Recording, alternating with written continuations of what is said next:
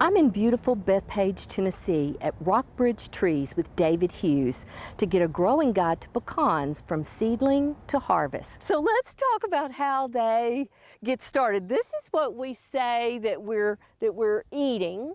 Yeah, we don't think about a pecan being a nut being a seed, but a pecan is a seed. And if you look at one of these and pull it up, you'll see that a root comes out of that. And this is how a pecan tree starts. It starts out as just a pecan that sprouts. All of that good stuff in there is the energy that produces the young tree. And the tree needs this until it gets big enough to have leaves on it, and then the nut can come off of it. It doesn't need it anymore. But this is producing the energy that allows it to produce this root down here and produce a stem until the stem gets big enough to generate chlorophyll and begin to grow. So those little squirrels are giving us all of this. Yes, the squirrels, when the squirrels go lose those pecans that they buried in the ground, this is what will come up from it. I love it. And these, we start all of our own pecans here, and we use a northern rootstock. So we're growing a rootstock that can handle the cold weather in the wintertime. Nice. The pecan trees that come out of Georgia are grown mostly on what's called an Elliott rootstock, and the Elliott's actually came out of Mexico. And they're not winter hardy up here. They're not spring hardy, they're winter hardy, they make it through the winter. But as soon as you have a 70-degree day, the sap comes up in those trees and begins to try to generate activity, springtime activity. And if you have a cold spell late in the spring and have a hard freeze in the low 20s or upper teens, it'll kill those trees shotgun dead, just right away. And that's what we have. And that's what we have. Yeah. We have that variable weather here. These are about 6 weeks old. Sweet. So this starts out, as soon as we see this, if you'll notice, we've tried to kill this taproot right here on this nut, so that if you don't, this tree will put 4 feet of taproot on before it gets this tall. It'll just send out this huge root down into the ground. And what we're trying to do is we're trying to give you a tree that can be transplanted, and you can see that taproot here in the bottom.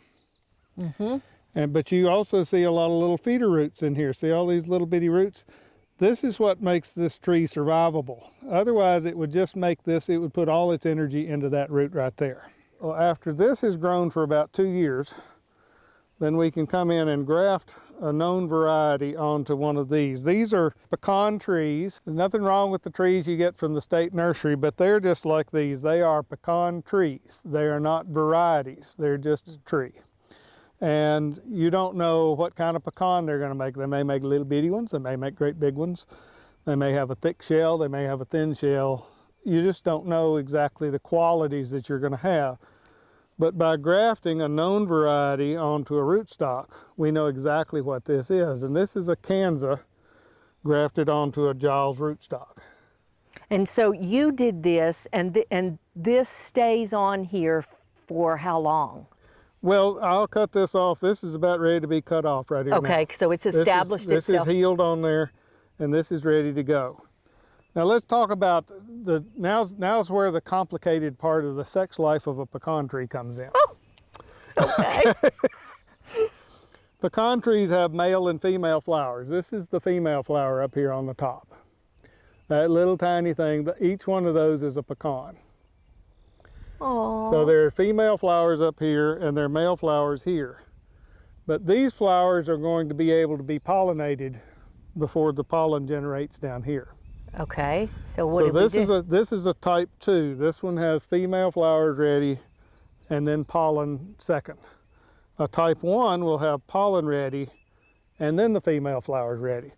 And this is a strategy to prevent this tree from self-pollinating and prevent inbreeding. This will make these nuts more viable and better to make more trees. So these little females have got to be pollinated from somewhere else, They've got to be pollinated from a different tree than this one. That's why you have to have 2 trees. You have a type 1 and a type 2, and they have to be compatible in that their pollen shed is compatible between the 2. That's interesting. So this particular one, this Kanza, what kind of nut does it produce? It makes it's a little short, fat, football-shaped nut. It's almost as wide as it is long, more round. And it's a really nice thin-shelled pecan. It's got really good quality, got a high oil content, got a light-colored kernel. It shells out in whole halves real easy. Nice. It's a wonderful, beautiful pecan. And it was released by the USDA, their breeding program down in College Station, Texas, just a few years ago, maybe 15 or 20 years ago. But this is one of the more popular varieties right now. So how long, because you know we gardeners sometimes get a little impatient, how long before this tree becomes, maybe not this, but at least becomes a bearing tree with pecans? Well, I planted these trees, not this, this row here, I planted these trees in 2012. Okay. In 2018, which is 6 years later, I told my wife we had enough pecans to make a brownie. Not a batch of brownies, but a brownie. We had about a handful of nuts the first year. The next year, 2019, we had about a pound of nuts to the tree, which is not a lot, but it added up to several because I had several trees. Last year we got froze out. Our May freeze froze us out. This year we're going to get loaded up if we don't freeze again. So according to the University of Georgia, if they know what they're talking about, these trees should produce close to 10 pounds of pecans apiece this year. And this tree is 9 years old? 9 years old. And how long will this tree give you pecans? Decades, right? Not over 150 more years. So they're going to produce pecans for a long time. These will reach maximum production at about 20 to 25 years of age. So that's when they're going to max out. They'll have better years and worse years, of course, depending on weather. But this tree is going to produce nuts. A mature tree is going to produce about 100 pounds of nuts to the tree. Wow. And this one is just starting to come out, and this is what we're afraid might get nipped if we have a late freeze. Yes, these are the male flowers right here. This is a type 1, so it's producing male flowers. And these stems will grow out here and have female flowers on the end of them. So we'll have to have a type 2 somewhere nearby. These are wind pollinated. The bees may collect pollen off of them, but they don't pollinate the flowers. But the pollen will blow from this tree to the next tree over there and pollinate that tree that way.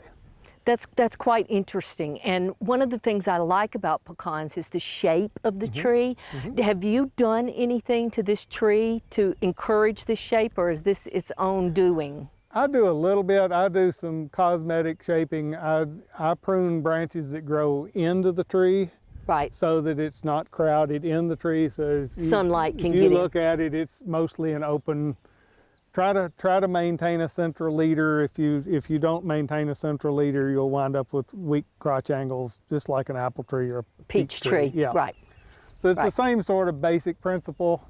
But pecan trees overall don't need near as much pruning as say a fruit tree, and they do grow pretty quick. I mean, this tree's, what'd you say, 11 years old?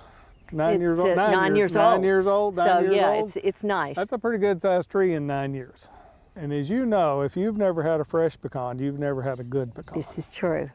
It's completely different than store-bought, isn't it? Yes, it is. Yes, it is. So thank you, David. You've educated us quite lovely today on pecans, and now I'm hungry for pie. Okay. For inspiring garden tours, growing tips, and garden projects, visit our website at volunteergardener.org or on YouTube at the Volunteer Gardener channel, and like us on Facebook.